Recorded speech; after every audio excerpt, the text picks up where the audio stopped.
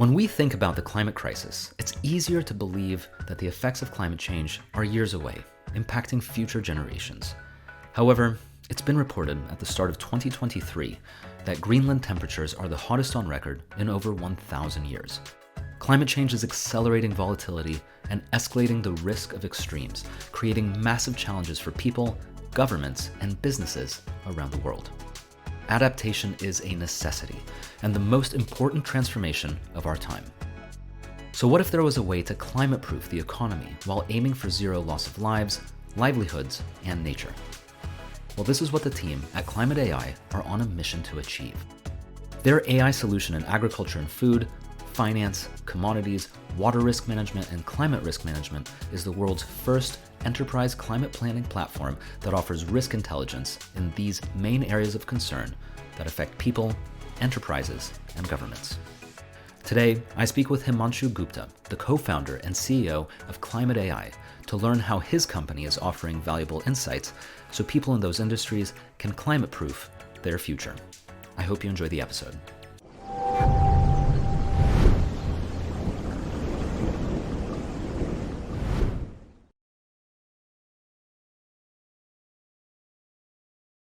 Hey, Himanshu, thank you so much for joining us on the Sustainability Champions podcast. Great to have you on the show.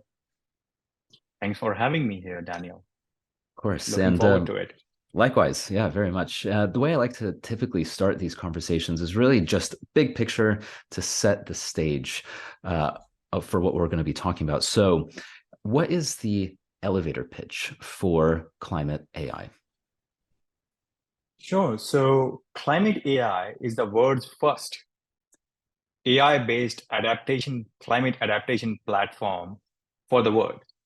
So we use AI to predict risk of heat waves, wildfires, droughts, hurricanes at any location, and then convert that into actionable metrics for businesses to take action on.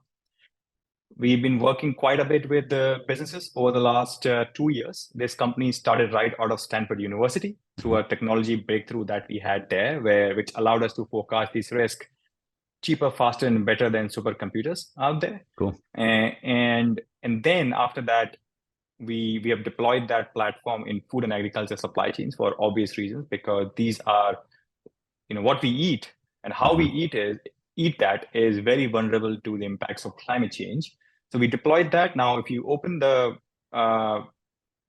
your refrigerator in the United States, most of the brands that you see there, all the way from Driscoll's or Ocean Spray or Wonderful, if you had like Wonderful Juice, we are working with all of them. Either we are working with them or they are in our pipeline. And over the last year or so, after the war and the compounded impacts of climate change, we have started partnering with the governments as well on the food security and water security agenda. Amazing. And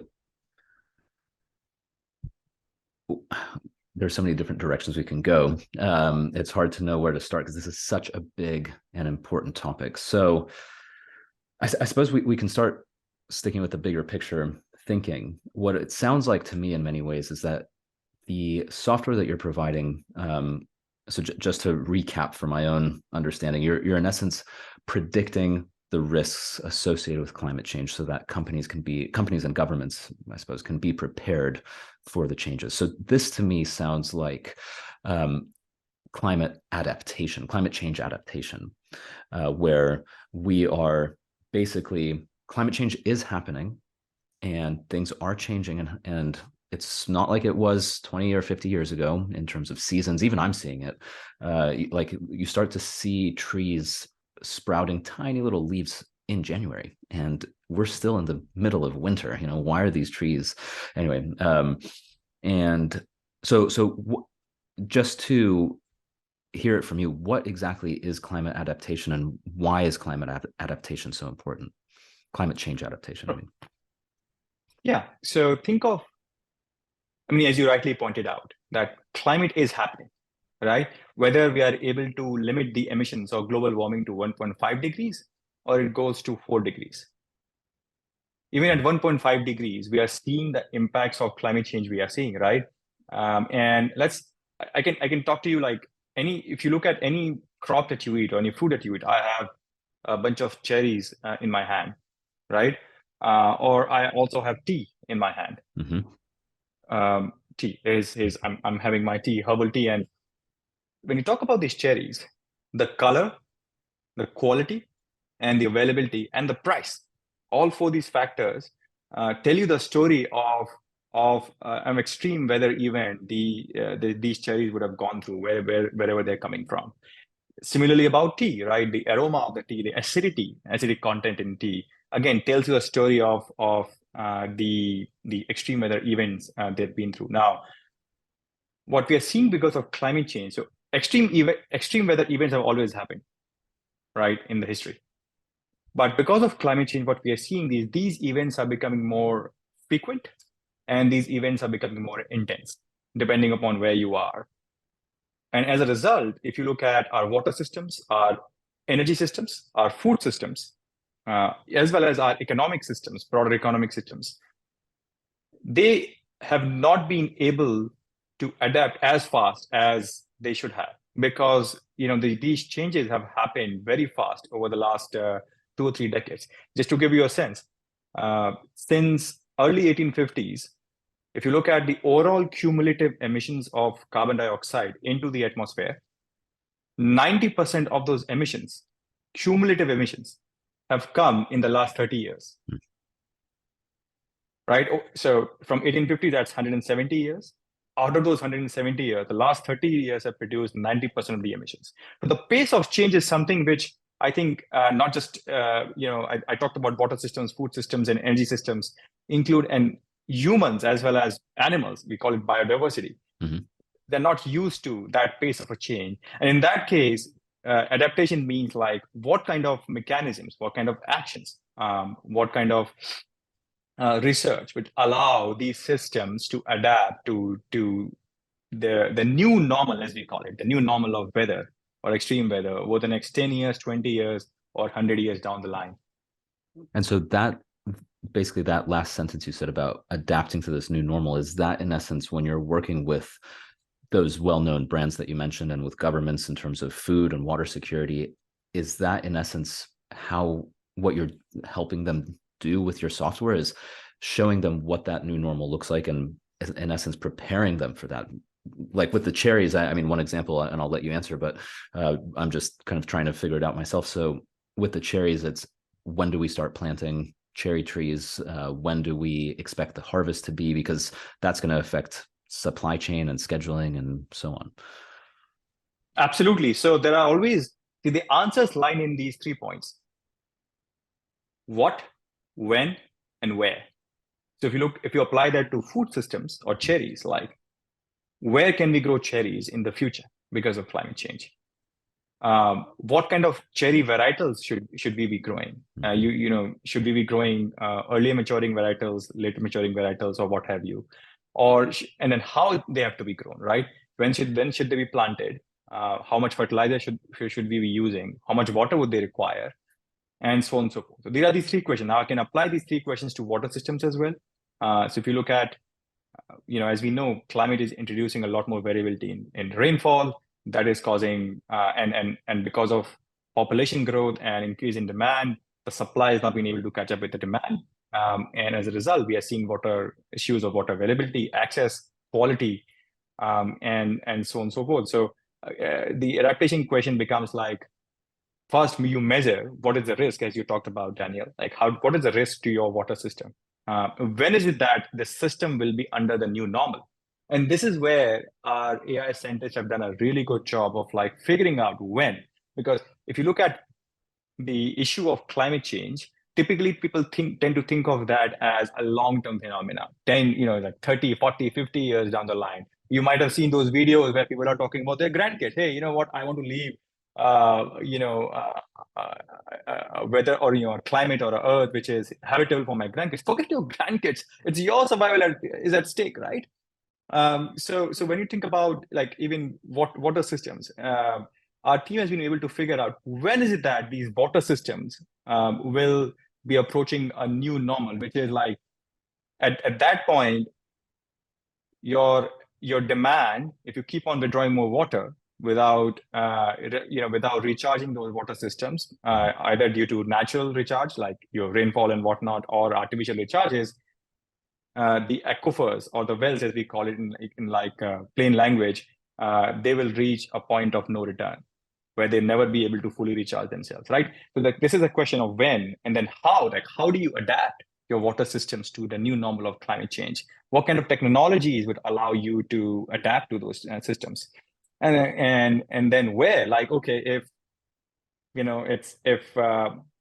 northern Mexico is going to have a lot more incidences of intense droughts, then where else can we shift our water systems to southern Mexico, as an example, and have transportation infrastructure from southern Mexico to northern Mexico?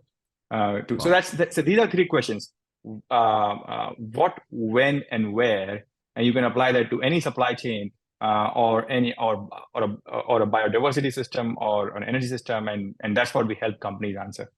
I mean, these are huge questions, and the solutions, in terms of what you're talking about, like moving water supply from to Mexico and building infrastructure around that. These are, multi-billion-dollar projects. So these are the kind of things that you can't take these kind of questions lightly. It's huge ramifications and really big long-term strategies and projects.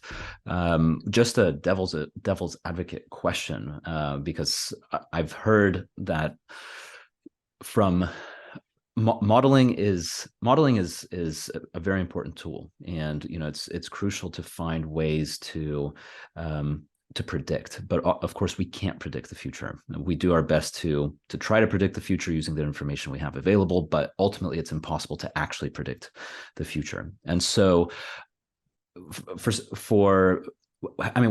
would you say to, if I were to say, well, you can't predict the future, and AI is great, but ultimately you're just using today's data to try to figure out something that's happening in months or years. So first of all, I agree with the devil here that it's very impossible to predict these, right? But as they say, in our AI community, it goes like this: models are always wrong, but they are useful, right?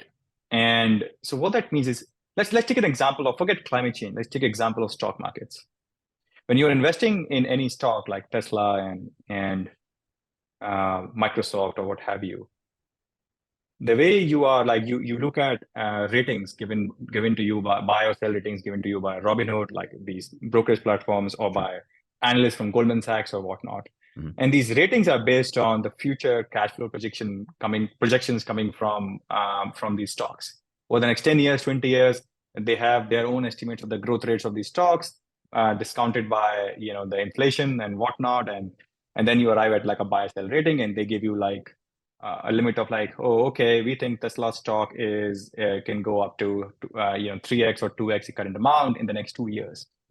And all of us, I'm not saying that is the only way by which we invest stocks, but we take that into consideration and make our investment decisions based on that, right? Knowing very well that it's so hard to predict stock markets. And history has been ripe with so many catastrophic events in stock markets where everyone's predictions have gone wrong and retail investors have lost so much of money, right? Now, the reason I'm saying that is it applies the same way in climate predictions as well. So if you look at, for example, we work quite a bit with the supply chain managers, as an example. They are looking at for the next season or for the next 10 years and 20 years, right? And they're already using historical averages. So they're making bets on that. Okay, so what if, for example, what is the probability of a pest attack on my cornfields for the next 3 months and 6 months? Then should I buy a pesticide in advance or not? Because otherwise, if I'm late, the price of pesticides will go up by 2x and 3x. Should I buy it in advance or not? Right? So there is already some built of like some inherent risk actions that a lot of us take. What we are doing is like we are making it more calculated, right? And we are making it more useful. So, hey, first of all, past is not the predictor of the future, as you talked about, Daniel. And that's the first hypothesis that we have. Second is we use not just the past data, we use the future climate data, as well as the current state of Earth's oceans, right? So we call oceans as the memory of Earth's climate. Everyone has heard about El Nino and La Nina, right? These are like two, I won't go too much into the technical depths here, but these are like two ocean currents very well known by, our South American friends, which basically dictate weather globally. They say like, hey, where you have La Nina, then Australia is going to see a lot more of floods. California is going to see a lot more of drought. But then these are indicative. No one can can say for sure, right? What we say is like, what is happening, what we have discovered is what is happening in oceans today will drive to an extent what might happen at a particular location 2 weeks, 6 months, or even sometimes 1 to 10 years down the line. So by using that indicator, oceans, and then you can get a bit more reliable into your forecast. And this bit more reliable, makes a lot of difference as to how supply chain planners are thinking about demand supply planning under the new climate volatility, right? So think of that as like we are providing buy sell ratings. Now those are, to a lot of these supply chain planners, we might be wrong, right? But if you trust us and you act on this forecast for the next, at least 10 to 15 times, statistically you'll end up reducing that risk, or reducing losses, or making more money, or like saving lives on an average. Yeah, I mean, ultimately, anything to do with the future is a gamble or a bet. And I suppose what you're saying is that with the information that climate AI provides, you're allowing people to have just a bit extra data, and it sounds like it's actually a lot of data, and I want to ask about that in a moment. But in terms of how they make those decisions, and how people place their bets, because yeah, like you said, I mean, do you buy more pesticide now or in the future? Who knows, really? But at the same time, here's a bunch of information. I imagine it's distilled to something that's easy to interpret, and now use this information to make your decision. And if whichever way you go, at least you'll have a better understanding of why you're choosing to do that. Absolutely. And just on the point of that data, so I mean, you're talking about ocean currents.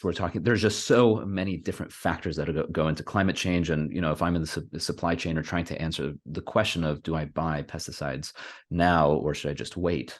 That's the factors associated with the answer to that are huge. I mean, they're global, it's microclimate, it's macroclimate questions. So how much information does climate AI actually take into account in order to make these kind of suggested predictions or provide the information that the consumer is reading through? Oh, absolutely. Absolutely. So it depends on the location and the type of crop or type of commodity, as an example. And some locations are a lot more predictable and some versus the others. So if you look at the tropical belt, like if you are predicting something for Brazil or India or other tropical regions, you can do that with a high reliability in your forecast. Then for, let's say, temperate belt. So these are like, and then within tropical belt, you'll have other indicators which will matter a lot more for India versus indicators which will matter a lot more for Brazil, forecast of Brazil, as an example. So what we models do is we basically capture a lot of like satellite sensor data, weather sensor data, which is historical and as well as real time. Then we also capture a lot of like oceanic data.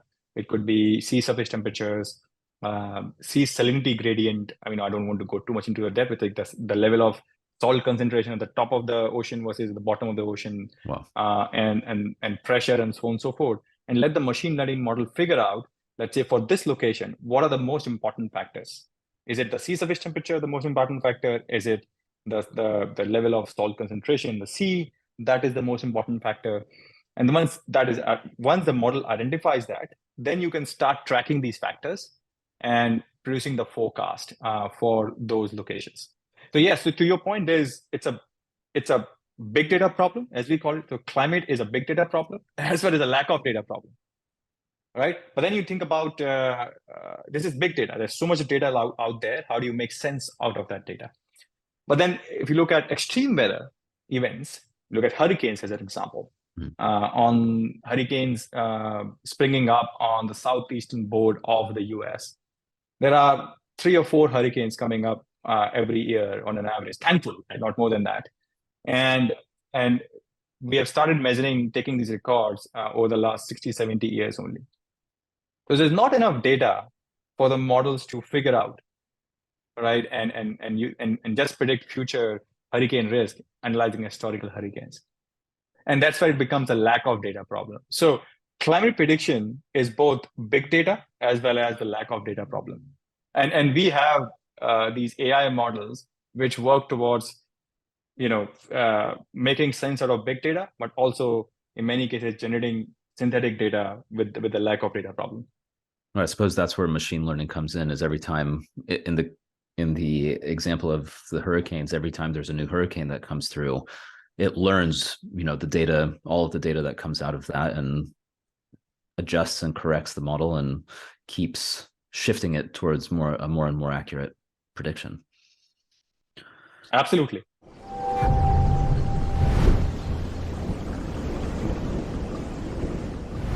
So one thing that you talk about a lot is water, and you've already mentioned this at the very beginning, and we haven't touched on it yet. But in many ways, water is way more important than food and agriculture, because without water, we don't have food, we don't have agriculture, and there are workarounds for the question of food. I mean, we can do greenhouses. There's a lot happening in indoor growing, and I feel like the food question is a technology question, something we can figure out. But water is, my understanding is, and it's very basic, it's much more complicated, or much more challenging to sort of just make water as such. And we are seeing already some changes in terms of where people are living based on water. And so this is a really, really big question. And so from what you're seeing, I mean, what is the situation currently with water? I'll start with the situation, but I don't want to create too much of a doom atmosphere for your audience here. And thank you. And I'll end with like some of the optimistic and what makes me feel optimistic about there's change coming on the positive side as well, right? So you started talking about water is a fundamental component of how we grow food, right? And life in general. But I would say and life in general, but I would say what we wear as well. Of course. And then to a point of we are talking to each other on Zoom and internet for that matter, and data centers so we are talking at this bandwidth, at this high-speed internet. It's because there are data centers somewhere around the world which are running on water as a coolant. Mm-hmm. And you would be surprised to know, Daniel, that almost 1/3 of the data centers in the US are withdrawing water from reservoirs which are under medium to high water stress due to climate change. Right? So that's internet. And we'll also talk about your phones.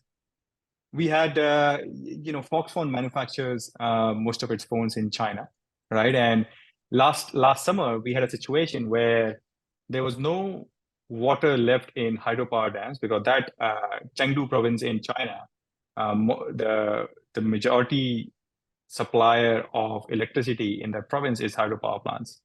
But because of drought, there was no power plant, there was no electricity available, and the levels in reservoirs and those dams became very critical to a point that the government had to shut it down. So that happened so this was slowly brewing up, and at the same time you had a heat wave in China where the air conditioning demand goes up because of that in summer. So you have air conditioning demand going up because you want to switch to more intense air conditioning, and then you had no supply available. As a result, there was a blackout. So for a week, many of these chip manufacturing companies like Intel and TSMC, which is Taiwanese semiconductor, and whatnot, they had to shut down their factories for a week. So as a consumer, the impact you see is, of course, you're getting delayed shipment of your phone, but also the price of your phone goes up.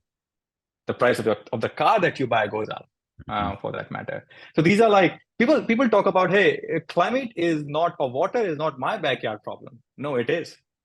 It is. If you look at how you live, what you eat, what you consume, it's very much in your backyard problem. Yeah, I suppose it's not a direct backyard problem. It's not like you look out your window and say, I don't see any problem here, but it's the chain reaction. It's a chain reaction. I mean, you talked about the food. I mean, you see the price of groceries going up, especially in California, or like you are going to buy strawberries, and suddenly you see like there are very few strawberries which are red, red big strawberry, which you're so used to having. But there are very few of them available. At the same time, they're very pricey. Blame drought, right? Well, for that matter. But then that's the business component of it. What we're also seeing, the humanitarian crisis around water at never seen before levels. And I'll give you an example of, so many of my colleagues of Climate AI alone, many of my colleagues, they work in Mexico. They are from Mexico. They are very passionate, very smart individuals, engineers and data scientists. I went to Mexico 6 months ago, and we have an office in Querétaro, which is 1.5 hours drive north of Mexico City. And many of my colleagues came to me and told me like, Himanshu, thank you so much for inviting us to this hotel. Now we can take a shower. We have not taken a shower for the last 3 days. And many of them were, so a lot of these colleagues, they are living in Monterrey, which is one of the richest cities in Mexico City, in Mexico. And the city had run out of water altogether. Right? So you couldn't even find bottled water in Walmarts. So it wasn't even the question of money. Even if you had money, you can't do anything about it. The city had run out of water altogether. It was ground zero situation. And that's why, and that's when I realized like it's like going back in time. This is 25 years ago. I was growing up in a very small town in the north of India, and we were also dependent on the whims of nature due to rainfall. And every year during monsoons, if there was any delay in monsoon rainfall during summers, the taps will dry out, right? And I remember like walking for almost 1 mile or 1.5 miles with my mom and all three of our siblings to fetch water from a nearby river. Right? I mean, it was, of course, clearly, we were kids. So it was mostly like fun for us to go out as a picnic. I'm sure it wasn't a picnic for my mother, right? Yeah, and taking our 4 kids along and bringing water along. And when my colleagues told me the same thing, it's been 25 years. It's like going back in time. And this is where we are. So not much progress has happened on water. And probably because we don't give water the same level of importance as we give to other things in our life. So we take water for granted. Yeah, and we can't take water for granted. I mean, you won't survive very long without water. Food, you can live for a while without food, but water is, yeah, it's pretty immediate. And so, I mean, you mentioned at the beginning, before you answer this question, that you have some optimism about it. And at Sustainability Champions, we're always looking for a little bit of an optimistic take, because there's enough doom and gloom as it is. So what is the optimistic angle that you see, considering these stories that you're sharing? Yeah, so some of the best stories of optimism always come from the most surprising places, right? And you would tend to think that emerging economies and the so-called third world countries, well, they are the most vulnerable to water and climate crisis, but they're also harbingers of one of the most innovative solutions to climate crisis. Let's take example of Cape Town in South Africa. In 2017, the city was 3 months away from completely running out of water. Like done.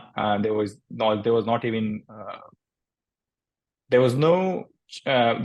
a proper there was no projections for like even drinking water being available 3 months down the line. Then government sprung into action, supported by the youth, and there was a big media campaign around that.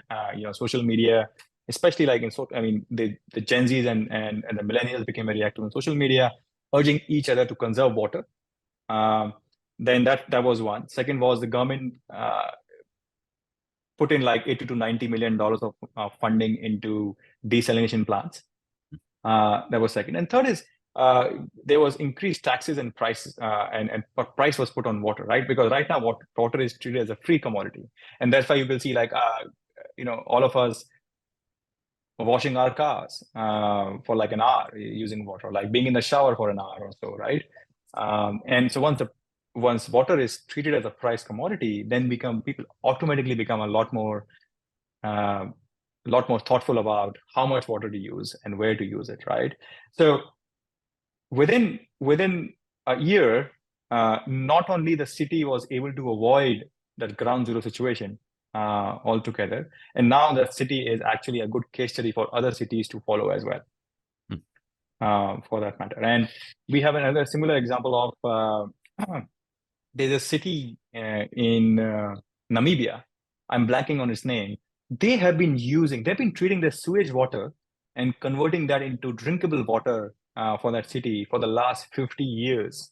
Oh, 50 wow. years been going on, right? And you can say like, hey, why are we not like putting financing and resources and capital, both labor capital and both human capital and financial capital behind that and replicating that across the world?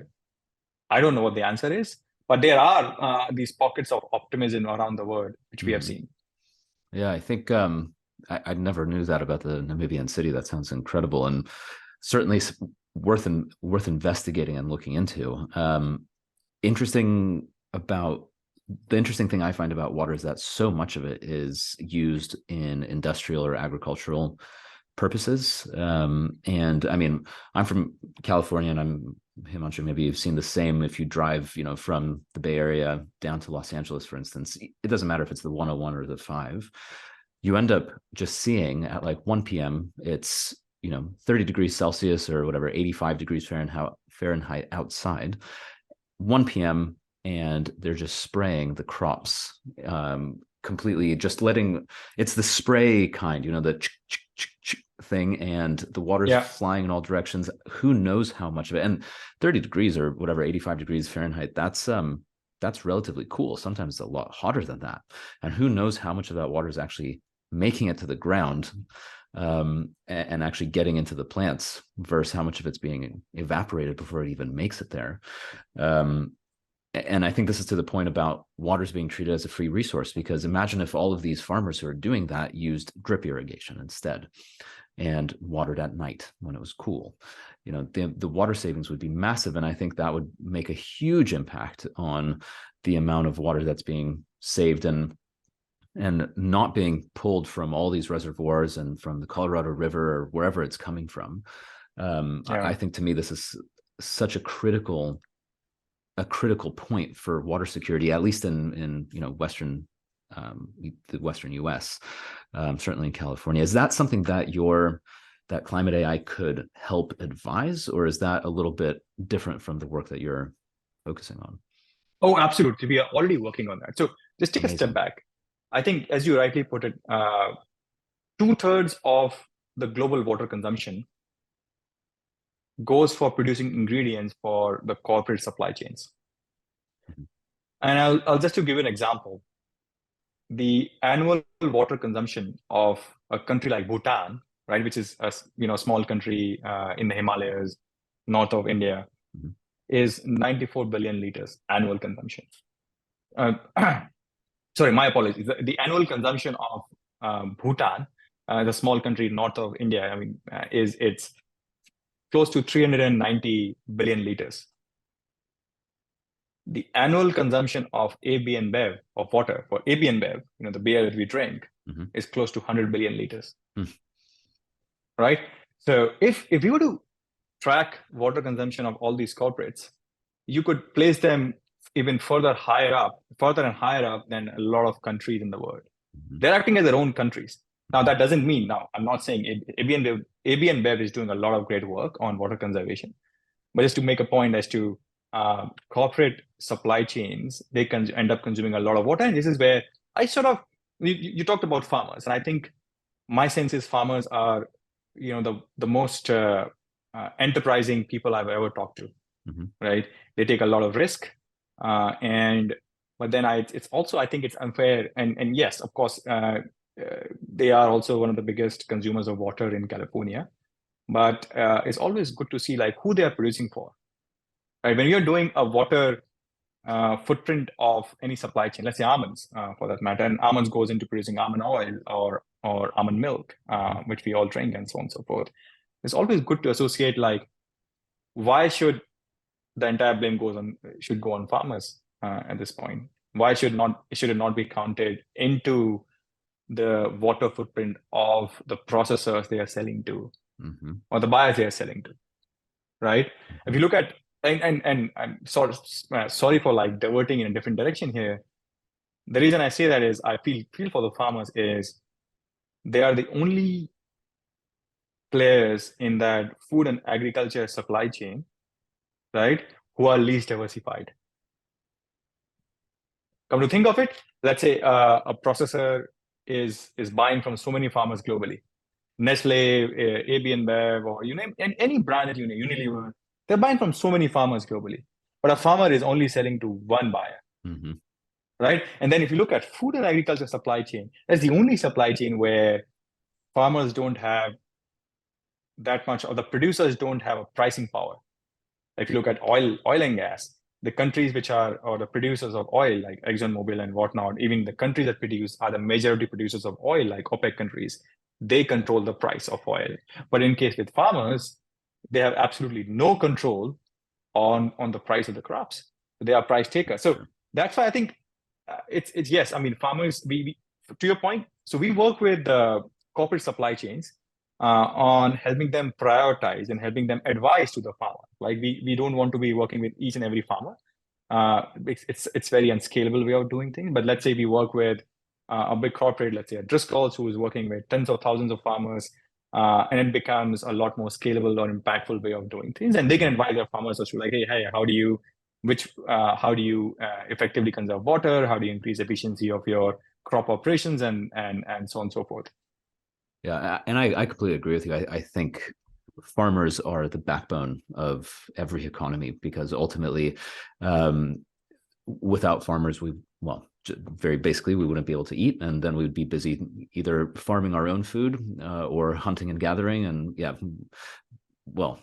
without farmers, we wouldn't have anything we have today. And I think it's really important that we always remember how important farmers are for our lifestyle. And I think you bring up a really important point.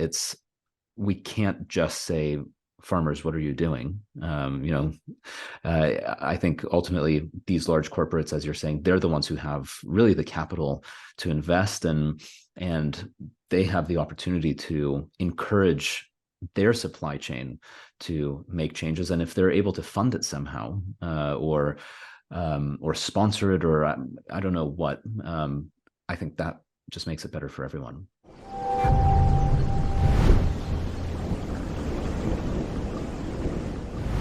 Switching topics a bit, because I'm very curious to know, you mentioned that the software came from Stanford, which is its origination story. But was there a moment specifically when you realized that this was the work that you wanted to do, and where you wanted to put all of your energy and time into?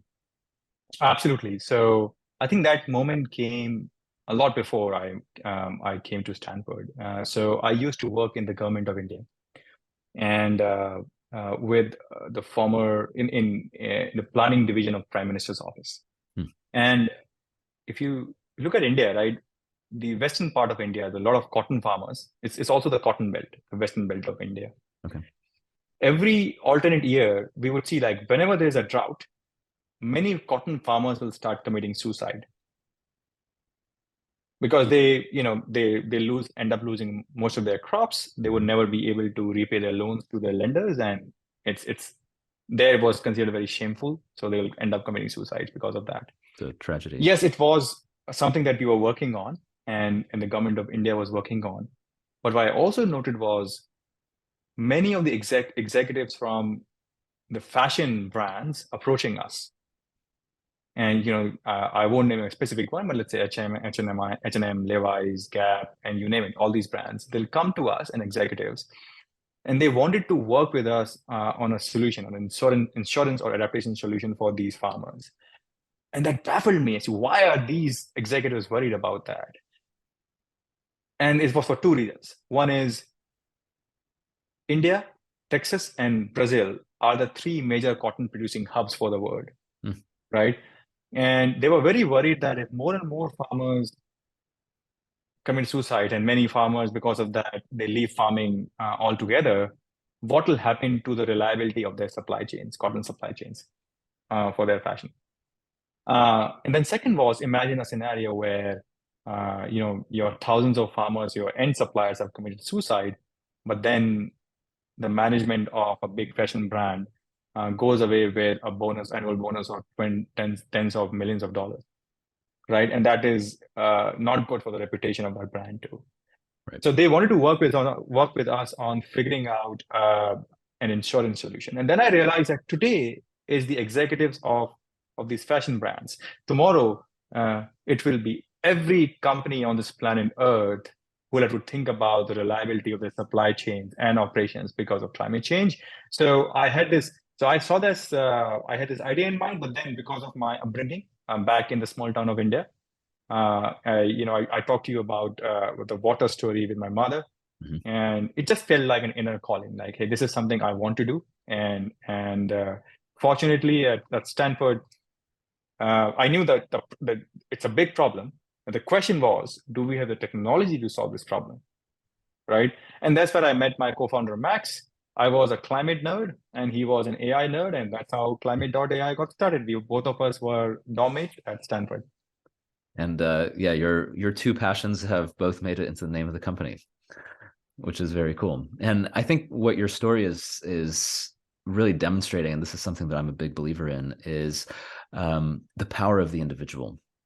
We've been talking about governments, we've been talking about corporations, and there's so much more to discuss in general when it comes to individual versus corporate, or government. But I think ultimately what I'm hearing, the way I'm choosing to interpret this information, is that the individual really does have a lot of power, because you as an individual, you and Max, your co-founder, two individuals came together, with an idea, and are making this amazing technological solution, which can then influence how governments and corporations choose to run their operations.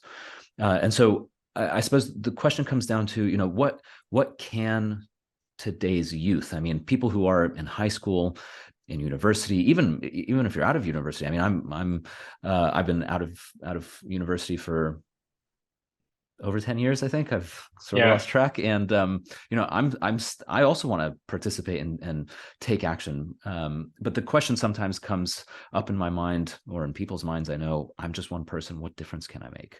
It's just a drop in the ocean, so to speak. So, I mean, what would you say to that mentality of, it's not really worth, the individual is not actually, it's not about the individual. Corporations and governments need to change. So as an individual, I have no power. Yeah. Oh, absolutely. You basically hit the nail there, right? I believe individuals have a lot more power than even corporations and governments, and not just in the traditional way you think about it, like, hey, who we elect in the Congress, or what brands we buy. Of course, first of all, I'm a big fan of the entire Greta movement. I think we need a similar Greta movement for water, for that matter. The way we've seen that in climate, we need that for water too, right? Because, otherwise, if you come to think of it, United Nations was set up 70, 80 years ago for tackling problems like that, like the way we are setting. But then what Greta has been able to achieve in terms of driving change, both at the corporate level, the government level, as well as the community level, over the last 3 or 4 years, is a lot more than probably like some of those UN initiatives have been able to achieve. Mm-hmm. And don't get me wrong, UN has been a very influential body, has been a very impactful body. A lot of the initiatives have done a lot of created a lot of impact for many problems in health and education and so on and so forth. But I'm talking about climate change. So individuals have a lot more power than you realize. And to your point that why we think, and why we think that our efforts would be just a drop in the ocean, right? I call it like a drop in the drop in the bucket or drop in the ocean challenge, right? Hashtag drop in the ocean challenge. I'll give you an example. Let's take hamburgers. Every year, there are 5 billion hamburgers being consumed in the US. 5 billion. Staggering Right? number. Yeah, and let's do some basic maths on top. To produce one hamburger, the water footprint to produce that one hamburger is close to 2,400 liters. That's like you not showering for 8 days, right? That's how much. What is the water footprint of your one hamburger? So that's close to 12 trillion liters of annual water consumption just for consuming hamburgers in the US. Wow. Right? And just to put things in context, the annual water consumption of Belgium is $8 trillion, 8 trillion liters. And that's 12. Like, so hamburger as a country is more than Belgium in terms of water consumption. Now, you might say, hey, we don't want to take extreme steps and say like, hey, you know what, stop eating beef or stop eating hamburger. No, it's fine. Just think about like, hey, what if you were to reduce your hamburger consumption from thrice a week to twice a week, right? And do that, post about it on TikTok or Insta or whatnot, and let hashtag drop in the bucket challenge or drop in the ocean challenge. And you see like, even if we are able to achieve 1 billion hamburger reduction a year, that's almost close to half of the water consumption of Belgium, and that savings matter quite a bit, right? So we as individuals always underestimate the power of compounding effect, and we always underestimate the power of long-term changes. We overestimate the power of short-term changes, as well as the power of like institutions. So that's one. And of course, the other is, so this is you spend, or we spend 10 to 12 hours or 13 hours of our day or 15 hours of our day working, right? What if you were to make that your mission to work on these problems? Either contribute to a company solving these problems or do something yourself. Like you can turn your job into a climate job. And I can talk about why and how you can do that. So there's so much more that we as individuals can do, all the way from like looking at our own consumption habits to asking tough questions from the brands. Be where we eat, we consume, we travel with, and so on and so forth. And third is to how we work and where we work. I think both of those examples are really good. And I think the first example in terms of, eating one hamburger fewer a week, probably also good for your health, I would imagine. But putting that aside, that's something that you can, that's a very easy thing that shouldn't really change the way, doesn't really change kind of your lifestyle on a big basis. But I think what I'm hearing, especially with the second point of, your job, whether it's a career or even if you're at school or at work, the idea of initiative, so maybe at your work they're only recycling.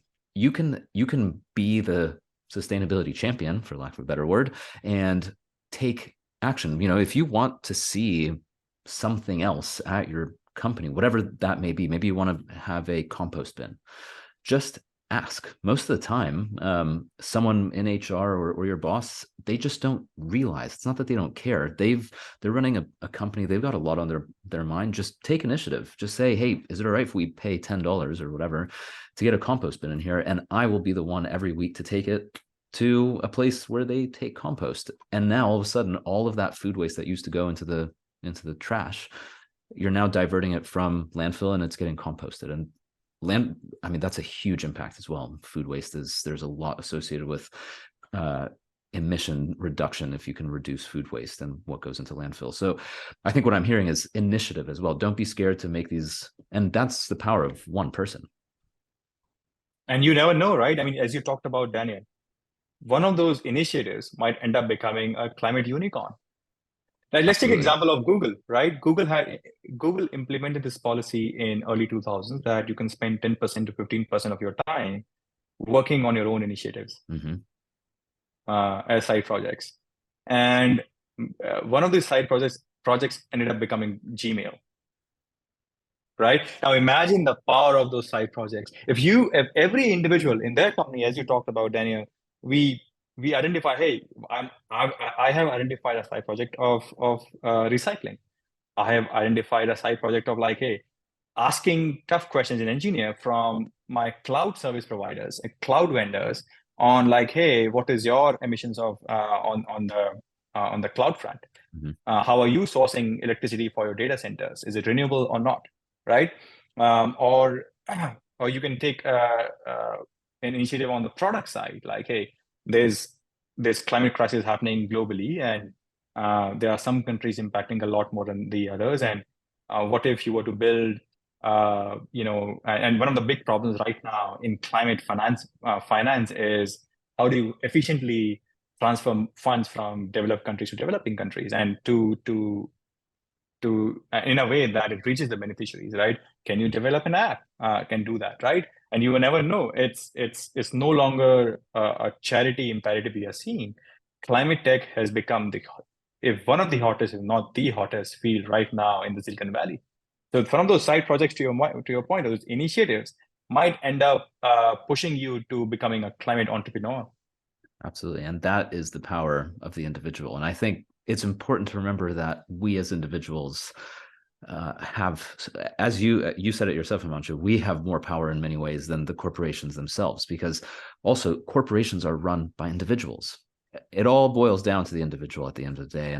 And I think it's important to remember that when we go out into the world and do the things that we do on a daily basis, whether it's eating one fewer hamburger a day, or, buying used clothes instead of new clothes from a fast fashion brand, whatever the case is. So I think that's a really inspiring message, and it's important to remember. And it reminds me as well about, why something like a podcast is important as well, because I get to hear these stories, and hopefully maybe someone will hear your story, Himanshu, and also want to take action from it.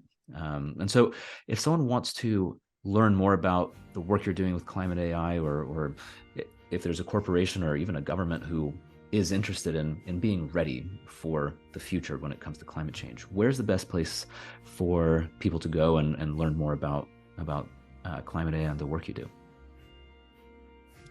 I can tell your audience their normal answer of like, hey, go to our website and LinkedIn and yada, yada, yada. I would just say that go to my LinkedIn page, or go to my, there are 55 of us in the company. Go to anyone's LinkedIn page and just drop us a message. Even if you don't want to work at climate AI, or you want to buy on climate AI, I just want to talk about, hey, I want to build a career in climate. Can I talk to you about that? You'll see like all my very passionate colleagues will respond to you and will jump on the call with you, right? And that's what we take great pride in doing. Like, hey, how do we get more and more people to work in the field of climate change, right? Because 55 of us cannot do that. 5,500 of us alone also cannot do that, right? So that's one. Two is just we are doing a lot of work, and you see a lot more announcements of our work with the governments, with the corporations, as well as very soon with communities too, on water, on food, and very soon, and as I said about, and then on building general resilience. So we did a lot of work during Hurricane Ian with many building material manufacturers in the US, and help them to not only like, of course, put their inventory in the right place, but also help a lot of people in those impacted by Hurricane Ian rebuild faster. So if you get, we don't want a scenario where you go to Home Depot and Lowe's and you don't find materials to rebuild their homes fast enough after a hurricane, right? So you'll hear a lot about us, but most importantly, just drop us a message. Well, it's a very generous offer, and I hope people take advantage because it's a great opportunity to speak with people who are already doing the work that you are passionate about, and just to hear from them, why they love their work and why they do what they do. So, Himanshu, thank you so much for your time and for all the work that you're doing. I think it's both fascinating and the implications of the the information that you're providing to corporations and governments are huge, and hopefully uh, they will make things easier for all of us, and it opens the eyes Well, for the people who are involved. well, thanks, Daniel, for having me. I would just end this by saying that, look, we are all, and I'm living this dream, and we're all living this dream. By we are all, I mean all my colleagues at Climate AI. We're all living this dream so that the others don't have to live this nightmare. Mm, it's well said.